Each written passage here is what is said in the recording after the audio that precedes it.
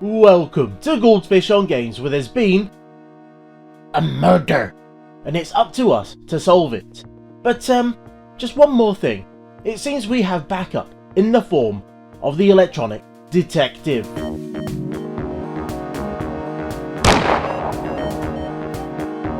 The electronic detective game was made by Ideal in 1979, and the box is great, showing off the hardware inside as well as boasting it's the computerised whodunit game, with over 130,000 cases to solve. And if we open the box up, we see the computer and a very creative use of the padding around the side. The powerful computer brain has all the suspects' alibis and key clues. Each suspect has different questions to ask. The computer becomes the suspect when you grill them. The LED shows the answers. We also have the main machine itself taking up most of the box. And if we get it out of the way, we find the 20 suspect cards, of which one will be murdered and another will be the murderer. The rest are used to track them down. Each one is named and pictured, and there might be a few crude stereotypes here and there.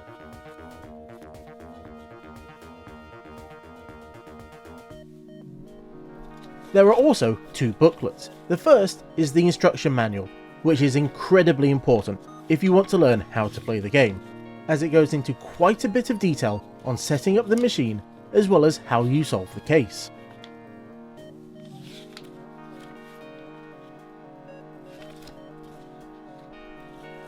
The second is a quick start guide and duplicates the information from the cards, which is very useful if you lose one.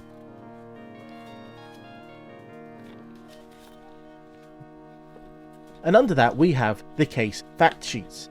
You use these to solve the case, and it's obvious that the original owners really enjoyed playing this, as quite a lot of the sheets are used up.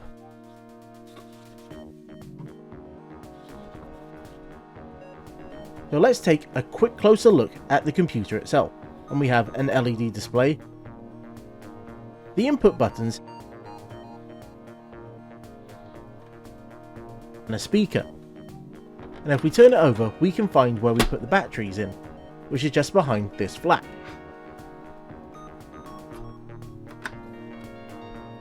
And to run this, we'll need 6 AA or pen-like batteries, as it's described on the machine.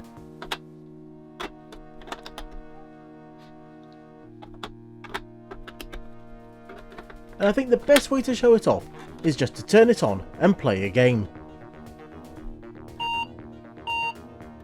We're all set up and ready to play a game, with all the cards in their holder over here.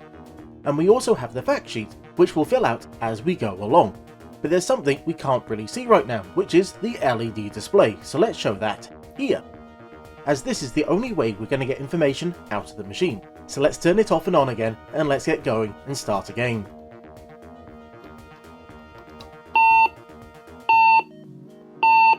And it will first ask us the difficulty level, which we'll set to 1 of 3, and we'll set the number of players to 1 of 4.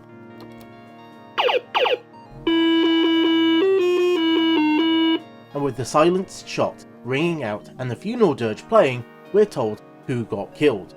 And in this instance, it's suspect 15 who is killed at the location E, the embassy.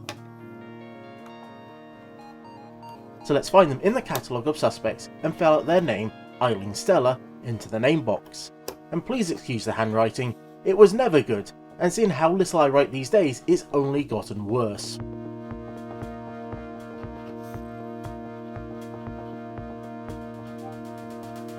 And with the cards taken out of the pack, we're ready to solve her murder, which we'll do by interrogating various suspects, which can be done in any order you like.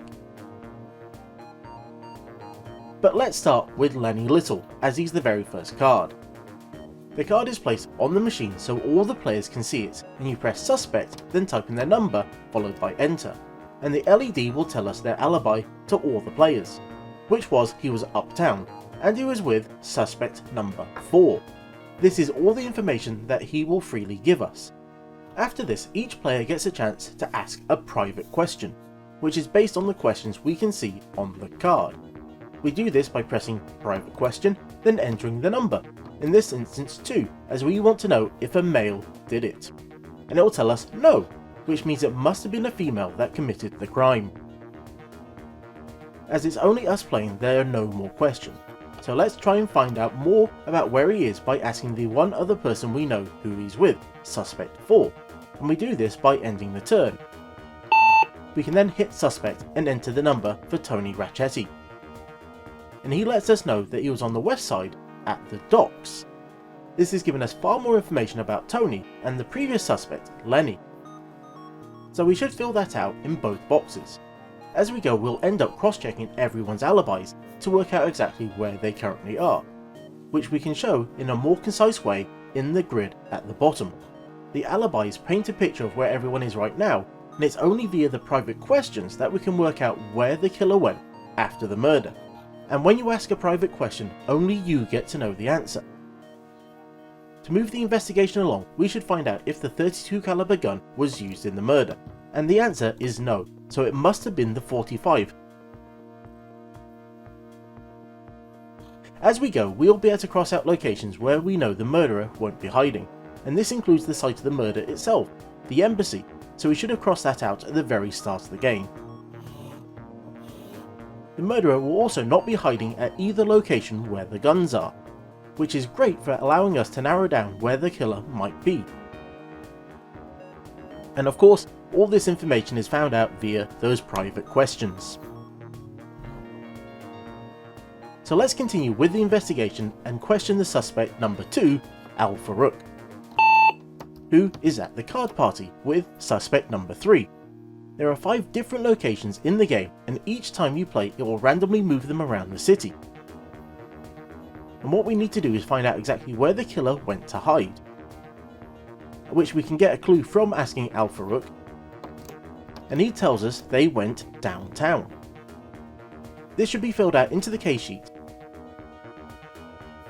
and it allows us to determine that they couldn't have gone down to the docks, as that's uptown, so we can cross that off. It's this basic logic that allows us to work out where the murderer went to, and once we've done that, work out which of the 4 possible people at that location the murderer is. Let's continue by talking to Pepe Perez, who only tells us they were with suspect number 12 and 19, but because we know he was also with 2, we also know he's at the card party, which allows us to know all 4 people who are at that location, as each one will have 2 men and 2 women, apart from one that will be 1 person down based on who was murdered, and they will always be paired with odd and even numbered suspects, which is very important to the endgame. Now let's try and cross off another location by finding out where the .38 caliber is. And we're told it's at location A, the art show. And as the .38 is the dummy weapon, we don't care about that location at all, so we can completely ignore it.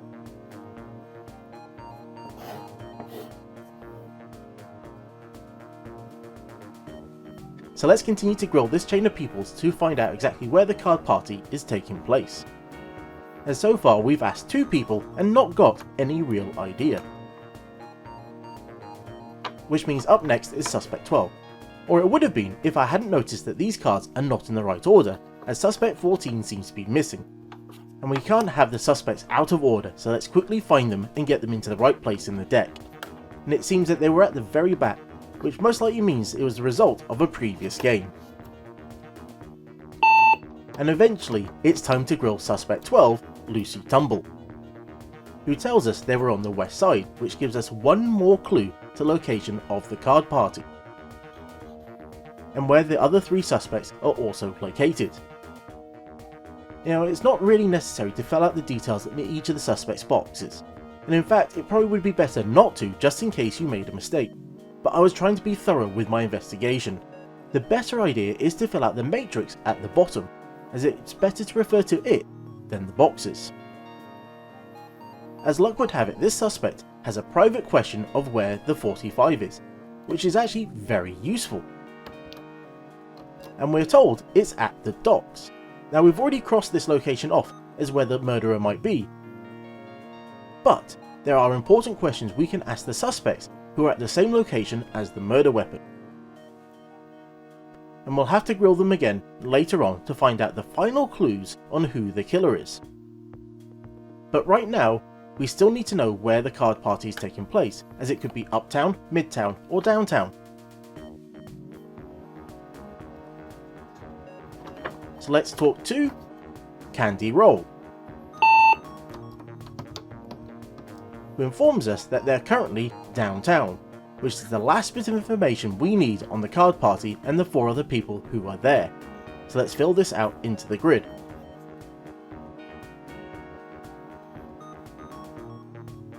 And then the matrix at the bottom, and we notice that they are downtown, the same as the murderer, so there is a chance that this is where the killer went to. And this suspect allows us to knock off half the locations by finding out if the murderer went to the first 3 spots. And we are informed that they did, which knocks out the factory as a place of interest, and really it's now just down to the theatre or the card party. Now we could find a suspect that will tell us if the killer went to the west side, but I'm going to go with my gut on this one and bet it's someone at the card party. And to work that out, we need to find out if the prints on the gun are odd or even, which we find out by asking anyone who's at the location of the murder weapon.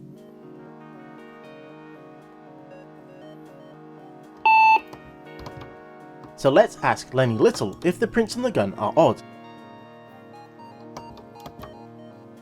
which comes back as no, the prints are even. But we can't take this at face value, as this is the only instance where a suspect can lie to you. So you can't really rely on a single source of information, and you should grill a few more at the location to find out. And with the increase in difficulty, the number of people you need to interrogate goes up. So let's ask the one other person we know who's at the docks, Tony Racchetti, about the gun, and if the prints are odd.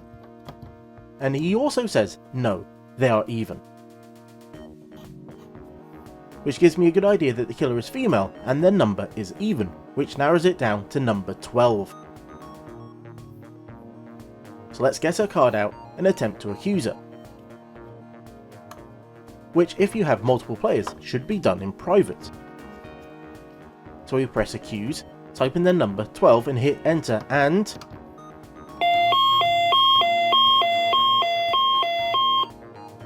they are off to jail. We got it right. If we got it wrong, we would have been shot and taken out of the game, which would have allowed another player, if there was one, to work it out instead. Now I figured it would be fun to open this up and take a look inside, but as we can see there wasn't much there, and what was firmly stuck down, so a more detailed look would have resulted in breaking it, and I did not want to do that. So I hope you enjoyed that look at the electronic detective.